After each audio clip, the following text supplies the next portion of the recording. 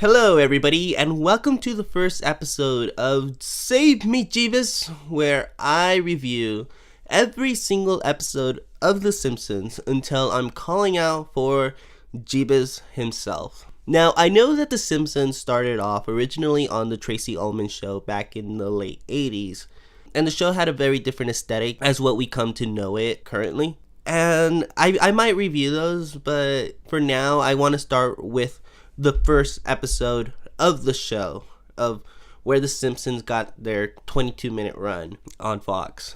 I guess to just kind of give you guys a little bit of insight into where I started off with the Simpsons. Well, the Simpsons have been a big part of my childhood. I didn't have cable growing up, and so while other people while other kids were watching Cartoon Network or Nickelodeon and Disney Channel, I was watching The Simpsons every day at 6 o'clock and then again at 7:30, along with King of the Hill and other shows. But The Simpsons, they were my jam. I loved Bart as a kid. I immediately identified with the character. So anyways, The Simpsons are a pretty big deal. And I'm sure that it's a pretty big deal to other people too, which is why I decided to start this show. Let's just jump into it. So episode 1 is famously a Christmas episode, which is a little bit unexpected. You know, you would probably think that the first episode of any show would probably just be just a regular episode kind of introducing you guys to the characters, but I think that the Christmas episode does a great job because it kind of sells you immediately on what this type of family is. And on top of that, they also have their prior footing from the Tracy Ullman show. But that's neither here nor there. It's a Christmas episode. And I think it's very interesting. The show starts off with the family going to see their kids at a Christmas play. And they're showcasing Christmas around the world. And I think Lisa comes out representing Hawaii, Christmas in Hawaii, and she does like this really cool dance. And right away we could see the animation loops spread throughout the show, and it had some charm to the show. I mean, it's very clearly the very first episode, so of course it's not going to have the rhythm that it eventually have, but still I find it very charming. It kind of reminds me of like when you're watching like animation from the 80s, and it just has a very different vibe to what animation will come to look like in our modern time. But anyways, so after the play, the family is seen writing their Christmas list, and Marge, she's writing a letter to I forget who it was, but she's like kind of like saying like, oh yeah, everyone's doing good, and Lisa just blah blah blah. Maggie's very close to saying her first word or something, and then she goes when she talks about Bart, and Bart, well, we love Bart. And so Lisa comes up to Marge and she shows her her Christmas list, and she wants a pony, and Marge is kind of like, hey, you've been asking for a pony for the past several years, and Santa can't bring you one. Can't you take a hint? And she's like, but I've been really good. And then she goes like, well, let's look at Bart's. And then Bart's is like, I want a tattoo. And then Homer's response was like, hey, if you want a tattoo, you pay for it with your own damn money. And Bart's like, all right. And after that, Homer and the kids, they go outside and they're prepping up the Christmas decorations outside of the house, and they do the whole plug it in and see how it comes out, and it's a little underwhelming. And then Flanders calls out and says, hey, yada yada, and immediately we can see why Homer doesn't like Flanders, which becomes a little bit less evident as the show goes on. But here in the very first episode, we know exactly why he doesn't care for Flanders, and it's just because he's doing it better than Homer. And I thought that was interesting. And after that, Homer's at work and the family is at the mall, and Bart sees the tattoo. He's staring at the tattoo. He still has his mind on it. and it's the mother tattoo, and he's thinking that because it says mother on it, that Marge will love it. She will think that it's a great idea, and so he goes ahead and goes in there and says, "Yeah, I'm 21. I want to get that mother, please." And the guy's like, "All right, whatever." And so he throws him on the chair, and then Marge finds him, and they take him to get it removed. And I really thought it was really funny when the guy is like, "Yeah, well, we could get it removed. It's a pretty simple procedure. We're using a laser." And Bart's like, "Cool." And he goes, "Yeah, but it's pretty expensive, so you have to pay up front." And she's like, "Fine." And she's kind of staring at the Christmas money jar that she has in her hands. And I thought it was really cool when Bart is strapped to the table where the laser is about to come at him, and he has a smile the entire time that the laser's coming up at him. He's just like, "This is dope." And then Homer gets the news that there will be no Christmas bonus. Sad, sad, sad. And this is kind of where the plot of the episode kicks in. The money that they were relying on is no longer there, and Homer has to try and find a way to save Christmas.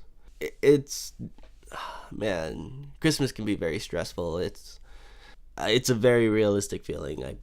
But anyways, so he comes home, and Marge shows him that there is no money, and he can't tell her that there's no Christmas bonus, so he just goes ahead and decides to keep it to himself, and he tells Marge that he's going to do the Christmas shopping. And so he does. And it's funny because he's just at the store, and he's like picking up little things here and there, like, oh, pantyhose, and wrapping paper or something. I was like, Bart can go a long way with this. And then he picks up a chewing toy, for a dog chewing toy. And he's like, "Oh, Maggie would love this." And so he buys it, and he actually walks out of the store with it, and he bumps into Flanders, and of course Flanders has a bunch of gifts that are already wrapped, and Homer just has this little bag, and Flanders tries to be cute and be like, "Hey, which ones are yours? Which ones are mine?" And it's like clearly they're all his, and clearly the one little bag is Homer's. And Homer gets annoyed and tells him, like, "They're all yours." And so he takes off. It was in this second interaction with Flanders that I picked up on something that I thought was really interesting. At this point in time, we still don't know Flanders as the religious guy that we come to know him as what his defining factor is throughout the duration of the show. You know, every time that Flanders comes on screen, we know him as the good, hearty Christian. But episode 1, we still don't know that about him. That still hasn't been a character trait defined for him. And I thought that was really cool. And I look forward to seeing when that finally makes its way onto the show. And that's when he bumps into Barney at the bar, and Barney tells him, like, "Hey, you can be a Santa, and you can get a little bit of extra money." And so he does it, and he goes through the training.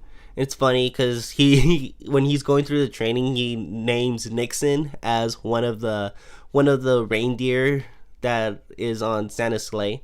I thought that was a little funny. It's game time, and Homer is actually working as Santa, and Bart and his friends are kind of like peeking from the sidelines, and that all of these kids are falling for the Santa facade. And so Bart takes it upon himself to go and find out who this Santa is. So he goes and sits on his lap, and it's the famous line. He's like, "Hey, little boy, what's your name?" And he goes, "I'm Bart Simpson. Who the hell are you?" Oh man, it's so nostalgic to hear that. And he's like, "Well, I'm Santa Claus." And he was like, "Oh yeah, we'll see about that." And he pulls the beard, and as the picture's taken, he like Bart's face is reacting to seeing Homer as his dad. And so Homer takes him aside. He tells Bart the truth. He's like, "I don't have any money for Christmas, so I'm doing this. Nobody else knows." And Bart says something that I thought was really, really sweet. He says, You must really love us to sink so low. And man, that line killed me when I heard it. So Homer gets his paycheck, and it's only $13. He only gets $13 for working as Santa. And Barney comes along with his $13, and he says that he's ready to go to the dog racing place. I don't remember the name of these things. We know where they go race dogs. And Barney invites Homer to go, and Homer thinks that it's a terrible idea. He's like, hey, I know that I'm a terrible dad, but I'm not going to take my kid to one of those places. And Bart doesn't see it as a negative. He says something like, miracles always happen to poor children on Christmas. And that's exactly why we should go there. And I just gotta say that I love the way that Bart is handling this real life situation, but still maintaining this childlike naivety, but with some zing to it. Like, he's very much still Bart, but then he's also very much still a kid, and he's also like taking in this situation that they're in. It kind of makes me think that this isn't the first rodeo that Bart's been to with the Simpsons and having a low budget Christmas. Yeah, so they go, and then so the show cuts back to the main family that are at home. And Selma and Patty, they're there, and so is Grandpa Simpson, and they're watching the Christmas elves, or they're watching the show with the elves that Maggie is very much known for watching. And that's just Elfo. It's Elfo and all of his friends. As soon as I seen that, I'm like, oh yeah, that's the character from Disenchantment. And immediately it kind of just clicked, like, oh wow. Man, Matt Groening just literally went back to some old sketches and saw the Elfo design, or the elves design, and says, hey, I'm gonna make a show using this design. And he made Disenchantment. So that was a little interesting. And then Selma or Patty, one of the two, they make a comment about Homer. And Lisa's like, what did you say? And she goes, oh, nothing, dear. I'm just talking trash about your dad. And she goes, I really wish you wouldn't. She says something really long, trying to defend her dad. But the truth is that she's really just defending herself, I guess. Trying to save her world perception. I plan on inserting that specific clip on here because it's pretty woke. And I love it. I love it. Lisa has a really great moment here. What, Aunt Patty? No, nothing, dear. I'm just trashing your father. Well, I wish you wouldn't, because aside from the fact that he has the same frailties as all human beings, he's the only father I have. Therefore, he is my model of manhood, and my estimation of him will govern the prospects of my adult relationships. So I hope you bear in mind that any knock at him is a knock at me, and I am far too young to defend myself against such onslaughts. So after that, they go to the dog racing place, and Santa's Little Helper is announced, and Homer takes that as a sign, and Bart doesn't really think it's a good idea, but Homer's pumped, and so he goes and asks the guy, like, hey, so what are the odds for Santa's Little Helper? And he just says 99 to 1, and so he's like, yeah, let's do it, all $13 on it. And well, what do you know? It was definitely that one. Santa's Little Helper is dead last. At the end of the race, Homer and Bart, they're kind of like circling the parking lot looking for any winning tickets, still trying to save Christmas. And then Santa's Little Helper is being kicked out by its original owner, and he runs straight onto Homer's arms. And Santa's Little Helper is cute, just sitting there. Kind of gives you like a little awe moment.